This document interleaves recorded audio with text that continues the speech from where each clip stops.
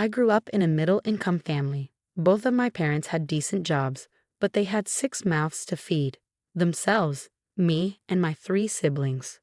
So we struggled a bit. Hand-me-down clothes were normal, and we often ate frozen and cheap meals. We only had a house because my grandmother left it to my dad. We lived in a nice neighborhood with families ranging from middle to high income. When I was born, the house next to ours was empty for a few years until a new family moved in. They had a son, John, who was my age. He was the only kid in the neighborhood my age, so even though he was homeschooled and I went to public school, our parents made sure we hung out together.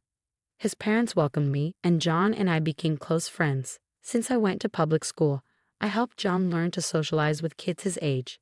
His dad, William, appreciated this a lot, even though he didn't say it directly. Instead, he would send me home with food for my family and buy us small gifts. John's mom, Margaret, didn't like me as much. She thought William was too nice to me and not nice enough to their son. She made snide remarks and tried to stop William from giving me things. But he wouldn't listen and sometimes gave me even more just to spite her. This caused a lot of fights between them, which made John withdraw more. After months, I got him to open up to me when we were 13. We grew closer over the years, and I developed feelings for him, but never acted on them. When we were 17, John came to my house looking very upset after a huge fight with his mom. He told me she had said something really hurtful, but he couldn't bring himself to tell me what it was. I comforted him and reminded him to not let his anger ruin his relationship with his family, not knowing the full truth of their situation. After high school, we both went to the same college. I attended classes while John did distance learning. I had saved up enough money from working since I was 16 to rent an apartment with a bit of help from William. This allowed John and me to spend more time together without our parents around. Eventually, we realized we had strong feelings for each other and started dating. My parents were thrilled, while John's parents had more neutral reactions. William calmly congratulated us, and Margaret grunted in disapproval. We decided not to focus on his mother's reaction. After graduating college, John proposed to me and we got married within the year. I felt like I had won at life. My childhood best friend was now my husband. He was there for me from the start, and I loved him deeply. After we got married, John traveled a lot for work. He didn't want me to be alone, so he asked me to move in with his parents. I was hesitant because his mom never liked me, but John convinced me.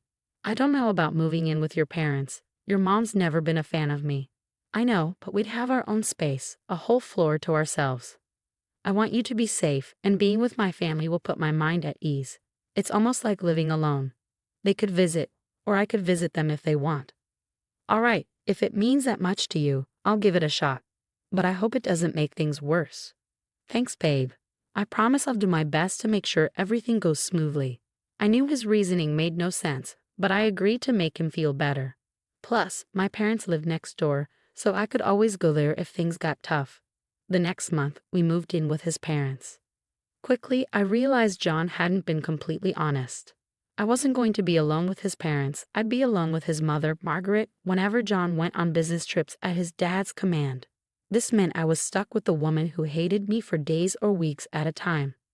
Margaret mostly made rude comments and sometimes didn't make food for me, even after asking what I wanted to eat. I'd usually be too tired from work to care, so I'd make a quick meal or order in. As long as I stayed in my room, nothing major happened. One day, John called and asked me to find a file in his office and scan it for him. While searching through his messy drawers, I noticed one felt different. It had a false bottom. Curiosity got the best of me, and I opened it to find a paternity test. It showed that William wasn't John's father. I was shocked. I never questioned John's paternity because he looked just like his mother. I wondered if William knew.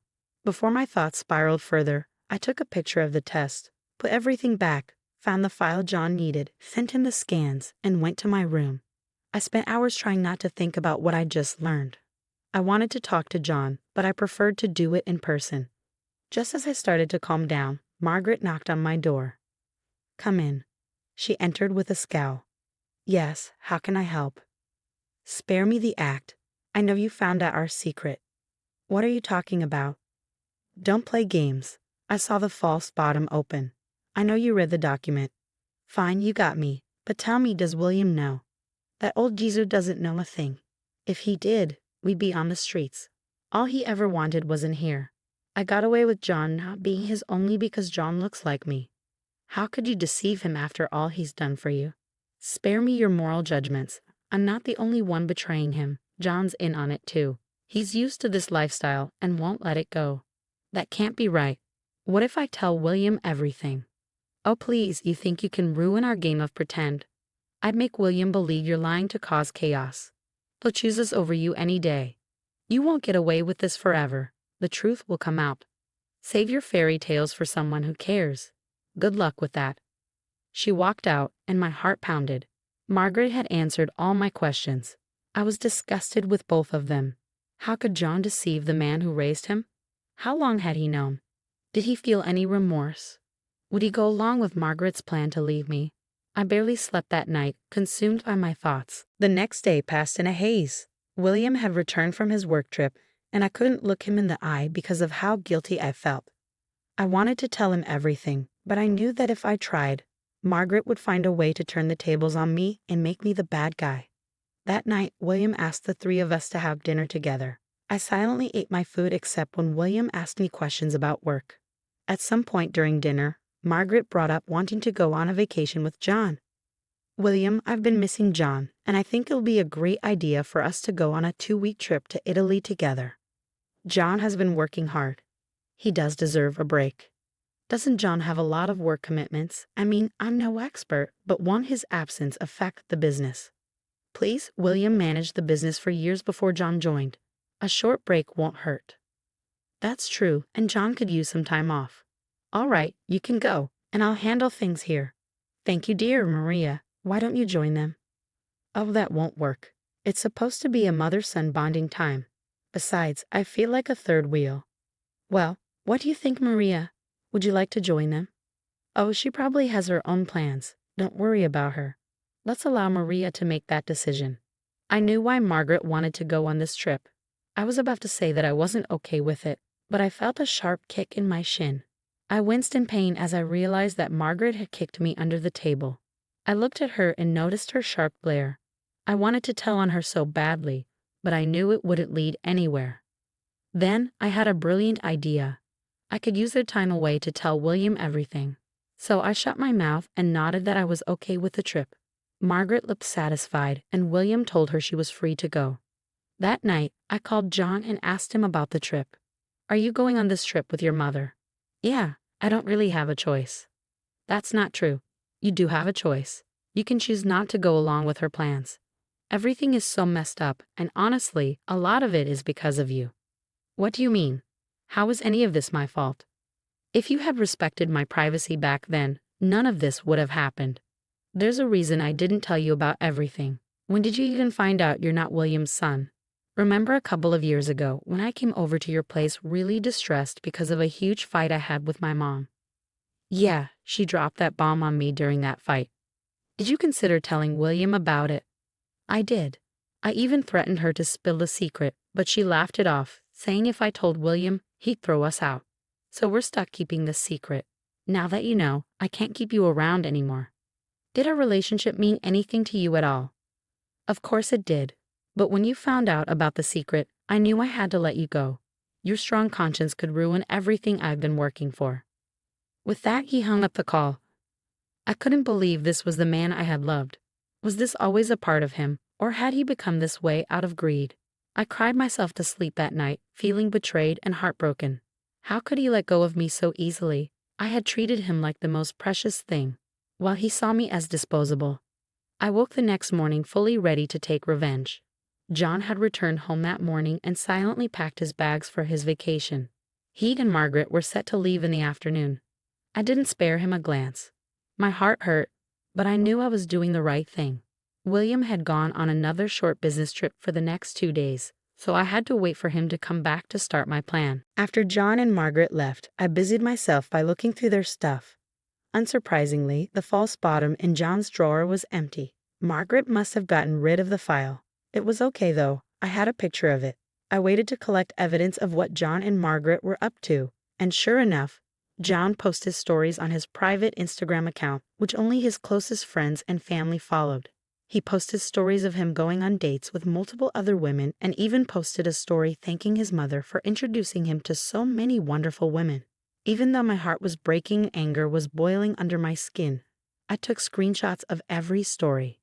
Then I called William and told him I had an emergency and needed him home immediately. William assured me he would be home by nighttime.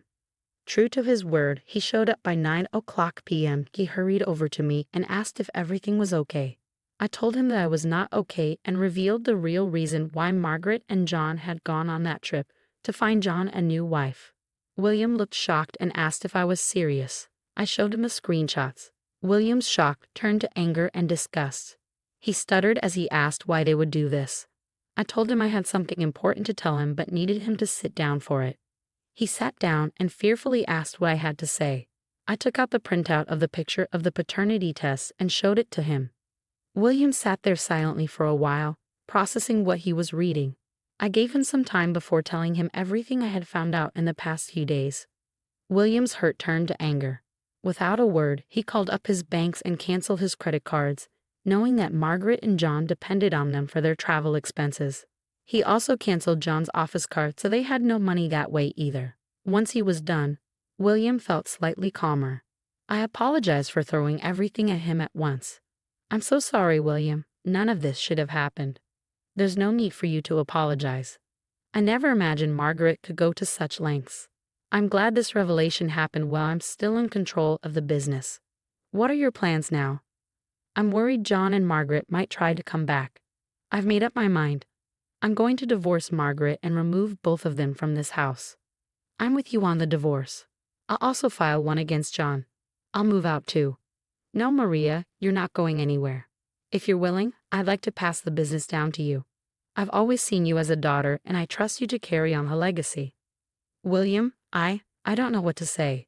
I'd be honored to continue what you've built." "That's settled then. We'll make this right together, Maria." The days after that were filled with sadness and anger.